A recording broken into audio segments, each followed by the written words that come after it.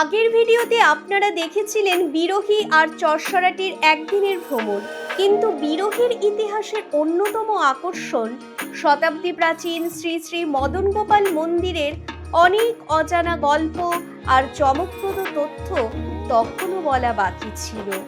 আজকের পর্বে সেই না জানা ইতিহাস, লোককথা, মন্দিরের বিশেষত্ব এবং আরও অনেক তথ্য নিয়ে থাকছে বিরোহীকে সম্পূর্ণভাবে জানার সুযোগ। তাই ভিডিওটি শেষ পর্যন্ত দেখুন, কারণ আজকের পর্বে এমন কিছু জানবেন যা হয়তো আগে কখনো শোনেননি। চলুন শুরু করা যাক বিরোহীর অজানা ইতিহাসের পথে আমাদের আজকের যাত্রা। আমরা এই মুহূর্তে রয়েছি বিরোহীতে, মদনপুরের বিরোহী, নদিয়া জেলার মদনপুর, এবং সেখানকার বিরোহী মদন গোপাল মন্দিরে আমরা এই মুহূর্তে রয়েছি। এবং আজকের পর্বটা আমাদের শুরু হচ্ছে মদন গোপালজির মন্দির দর্শন করে। বিরোহীর শ্রী শ্রী মদন গোপাল মন্দির খুব জাগ্রত একটি মন্দির এবং এই মন্দিরের সঙ্গে অনেকটা ইতিহাস জড়িত রয়েছে, কারণ মহারাজা কৃষ্ণচন্দ্র কর্তৃক প্রতিষ্ঠিত 1760 খ্রিস্টাব্দে। তো এত একটা প্রাচীন মন্দিরে আমরা আজকে এসে উপস্থিত হয়েছি এবং এই পুরো মন্দির আপনাদেরকে ঘুরিয়ে দেখাবো। চলুন আমার সঙ্গে আজকের এই মন্দিরের ইতিহাসটা জেনে নিন প্রথমে, এবং তারই সঙ্গে এই পুরো মন্দিরটাও দর্শন করে নিন। নদিয়ার বুকে লুকিয়ে আছে এমন এক প্রাচীন মন্দির যেখানে ভক্তি, ইতিহাস আর এক অনন্য বিচ্ছেদের কিংবদন্তি আজও জীবন্ত। স্বাগতম বিরোহীর শতাব্দী প্রাচীন শ্রী শ্রী মদন গোপাল মন্দিরে। কথিত আছে প্রথমে এখানে প্রতিষ্ঠিত হয়েছিল শুধুমাত্র মদন গোপাল, তার পাশে ছিলেন না রাধিকা।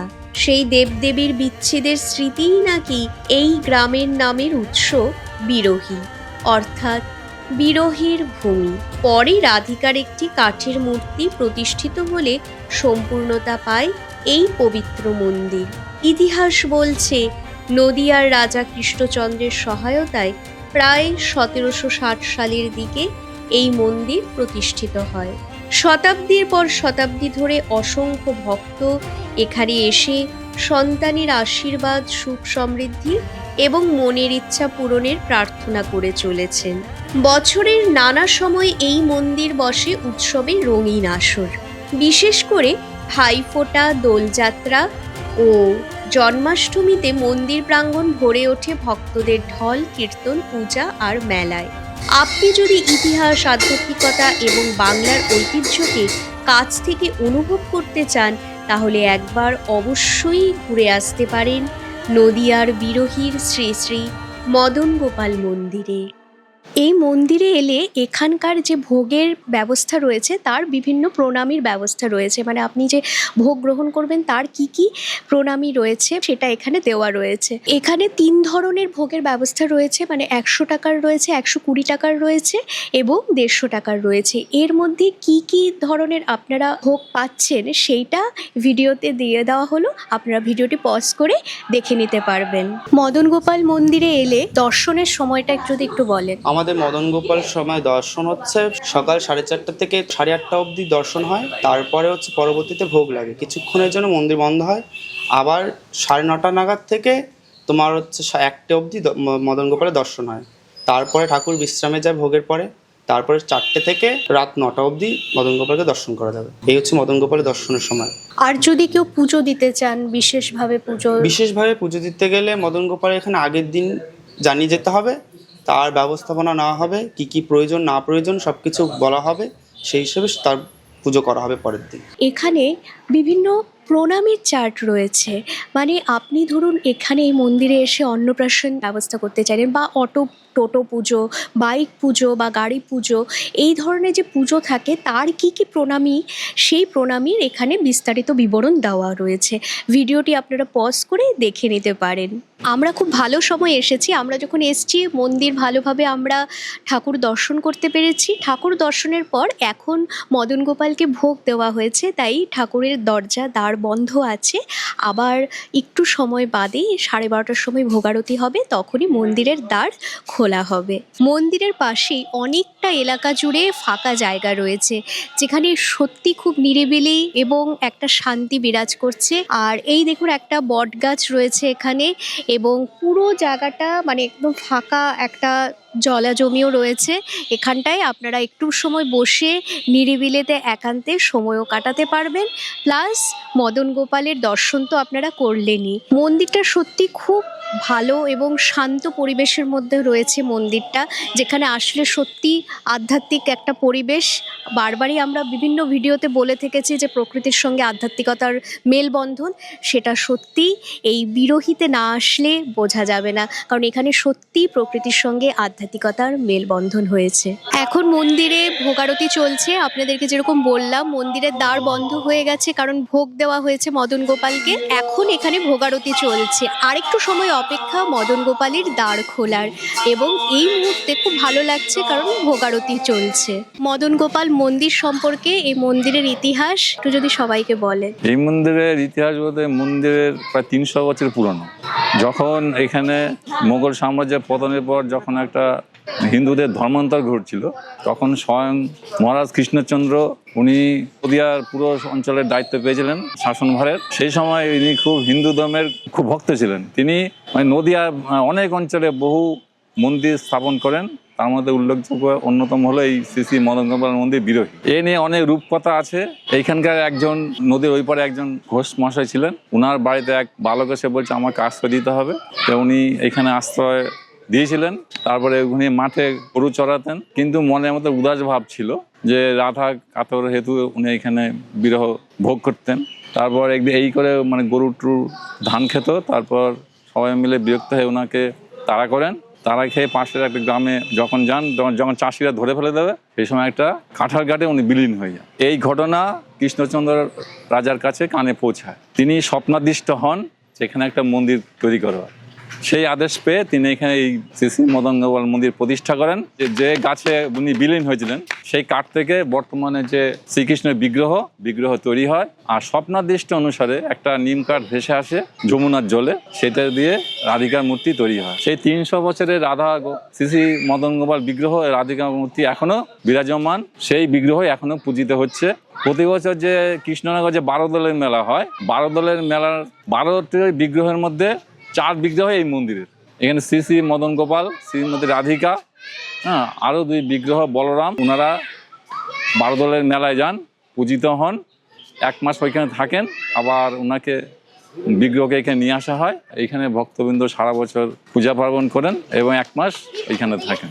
নিত্যদিন তো পুজো হচ্ছে মদন গোপালের, এছাড়া আর কি বিশেষ অনুষ্ঠান হয়? এখানে একটা ভাইফোঁটার মেলা হয়, খুব নাম করা, অনেক খবরের কাগজে বেরিয়েছে ভাইফোঁটার মেলা। এখানকার যেসব বোনেদের ভাই নেই, যেহেতু এখানকে যে বালক গোপালের মতো এখানে থাকতেন, সেই সময় সবাই ওকে ভাইয়ের মতো দেখতেন, ফোঁটা দিতেন। এবং একটা সম্প্রীতির বার্তা এখানে আছে যে হিন্দু মুসলিম একত্রিত হওয়ার জন্য এখানে আগে একসাথে বসতেন সবাই মিলে। হিন্দু ছেলেমেয়েরা বা মুসলিমদের ছেলেমেয়ে একে অপরকে ফোঁটা পরাতেন। একটা ঐতিহ্যের একটা আবহ আছে। সেই জন্য প্রতি বছর ভাইফোঁটা তিথিতে বিশাল মেলা হয় এখানে। সেই মন্দির তৈরি হওয়ার পর থেকে মেলাটা হয়ে আসছে। আর পাশে একটা দোল মন্দির আছে 200 মিটার দূরে। ওইখানে দোলের দিন যথেষ্ট ধুমধাম সহকারে খোল কর্তাল বাজনা দিয়ে ভোর 4টার সময় হাজার হাজার ভক্তবৃন্দ ওনাকে দোল মন্দিরে নিয়ে যাওয়া হয়। ওইখানে সবাই আবির খেলে, দোল খেলে, তিল ধরনের জায়গা থাকে না। আগে দোলের দিন ওইখানে থাকতেন স্থানাভাবে, এখন মেলাটা এখানে নিয়ে আসা আছে। দোলের দিন ওইখানে মেলা হয়। এই দোল মন্দিরের সম্পর্কে যদি একটু বলেন। আপনারা দেখে এসছেন গোপাল মন্দির। গোপাল মন্দিরের আমাদের 350 বছর আগেকার মন্দির, ওখানে কৃষ্ণচন্দ্র রাজার দেওয়া মন্দির। এই দোল মন্দিরের বিশেষত্ব হচ্ছে গোপাল মন্দিরে যে গর্ভগৃহে পুরোহিত ছাড়া 364 দিনের আগে ঢুকতে পারেন না বা গোপালকে ছুঁতে পারেন না। এই দোলের দিন ভোর 4টের সময় গোপালকে আমরা মন্দির থেকে গোপালবাড়ির মন্দির থেকে দোল মন্দিরে নিয়ে আসা হয়। এখানে 4 থেকে 5 হাজার ভক্তবৃন্দ এখানে আসেন, আরও বেশি এসে এখানে দোল খেলা হয়। গোপালের পায়ে সেদিনকে সবাই ছুঁতে পারে, সেদিনকে গোপাল সবার জন্য খোলা, সবার কাছে গোপাল উন্মুক্ত। গোপালকে সেখান থেকে আবির দেওয়া হয় এখানে, তারপর আমাদের হোলি খেলা শুরু হয়। এই জন্য এর নাম হয়েছে দোল মন্দির। দোল উৎসব এবং ভাইফোঁটার মেলা এবং এখন বর্তমানে গঙ্গা আরতির একটা ব্যবস্থা করা হয়েছে যমুনার ঘাটে। এই 3টে উৎসব যথেষ্ট ধুমধাম সহকারে হয়। আর জন্মাষ্টমী তো হয়েই থাকে। জন্মাষ্টমী তো এটা হিন্দুদের একটা উৎসব। এখানে সমস্ত মন্দিরে যেমন জন্মাষ্টমী ধুমধাম সহকারে পালিত হয়, এখানেও ধুমধাম সহকারে পালিত হয়। এবছর আমরা জেনজি অর্থাৎ নতুন প্রজন্ম হাতে আমরা তুলে দেওয়া হয়েছে মন্দিরের ভার। তাই সবাই উদ্যোগ নিয়েছে যে এত অঞ্চলের প্রায় 20-25টা গ্রাম আছে, গ্রামে সবাইকে আহ্বান জানানো হচ্ছে যতটা সম্ভব দান করার জন্য বা এখানে এসে যাতে ভোগ প্রসাদ পায়। সেই জন্য প্রায় 10,000 লোকের একটা অ্যারেঞ্জমেন্ট করার ব্যবস্থা করা হয়, যাতে এখানে সবাই প্রসাদ পেতে পারে। সেই জন্য যারা জেনজি অর্থাৎ ছেলেরা রীতিমতো উৎসাহ সহকারে চার দিয়ে নেমে পড়েছে এই উৎসবটাকে সার্থক করার জন্য। সামনেই জন্মাষ্টমী, সেই উপলক্ষে মদন গোপাল মন্দিরও সেজে উঠবে তার নিজের মতো করে। তাই দুদিন ব্যাপী এখানে বিরাট জাঁকজমক সহকারে অনুষ্ঠান হতে চলেছে। 4 সেপ্টেম্বর এবং 5ই সেপ্টেম্বর দুদিন ব্যাপী এই মন্দিরে অনুষ্ঠান হবে। 4 সেপ্টেম্বর জন্মাষ্টমী এবং 5 সেপ্টেম্বর নন্দ উৎসব পালন হবে এই মন্দিরে। তাই এই যে মন্দিরে কি কি কর্মসূচি রয়েছে সেই দুদিন এইখানে পোস্টারে পুরো বিস্তারিত দেওয়া রয়েছে। আপনারা ভিডিওটি পজ করে দেখে নিতে পারবেন এবং বাকি তো আপনারা তো এই স্যারের মুখে শুনলেনই যে কি অনুষ্ঠান এবং এই মন্দিরের কি মাহাত্ম্য। তাই আপনারা সদল বলে আসুন। জন্মাষ্টমীর দিন ওদিনে মদন গোপালের শ্রী অভিষেক হবে, রাত 12টার সময় অভিষেক হবে। সে সারাদিন ব্রত করে রাত্রি অভিষেক হবে। অভিষেক করানোর পরে ভগবানকে ফুল তুলসী মালা পোশাক আদি সব অর্পণ করার পরে কীর্তন আদি ভাগবত পাঠ হরিকথা মদন গোপালের জন্মলীলা সব আস্বাদন করা হবে, ভক্ত সংঘ হবে।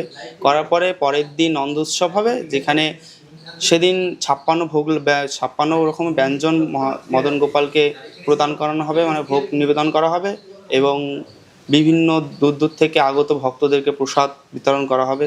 4th and 5th সেপ্টেম্বর এই দুটো অনুষ্ঠান হবে।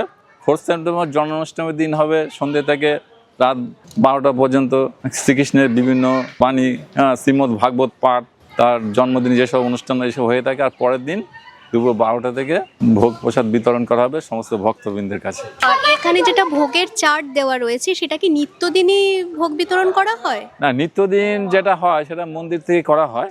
এবার যদি মনে করেন যে আপনি দূরের কিছু আমরা 10 জন প্রসাদ নেব বা 20 জন প্রসাদ নেব, তখন একটা চার্ট অনুযায়ী করা হয়। এমনি 2-3 জন আসলে বা কিছু ভক্ত যদি বলে আমরা একটু প্রসাদ নেব, তার কোনো টাকা পয়সা ধার্য করা হয় না। হ্যাঁ, 10 জন 20 জন বা 30 জন বা 50 জন মিলে যদি আমরা সম্মিলিতভাবে আসে যে ভোগ প্রসাদ নেব, তখন একটা কিছু ধরে এটা নিবেদন করা হয়। এখানে আমরা ভোগ গ্রহণ করারও সুযোগ পেলাম। হয়তো এটা মদন গোপালেরই ইচ্ছে, যে ওনার ইচ্ছেতেই যা হয়, ওনার ইচ্ছেতেই আমরা ভোগ গ্রহণ করলাম। ভোগের স্বাদ বিচার কখনো করা যায় না, কারণ সেটা বলা মানে আমাদের অক্ষমতা, মানে সেই হচ্ছে ব্যাপার। তো সেই স্বাদের তো তুলনাই হয় না। এই ভোগে ছিল খিচুড়ি, ছিল সঙ্গে 2 রকমের ভাজা ছিল, কিছু ফল প্রসাদ ছিল, আর সাথে ছিল লাবড়া বা যেটা মিক্সড সবজি বলে সেটা, এবং চাটনি, পায়েস।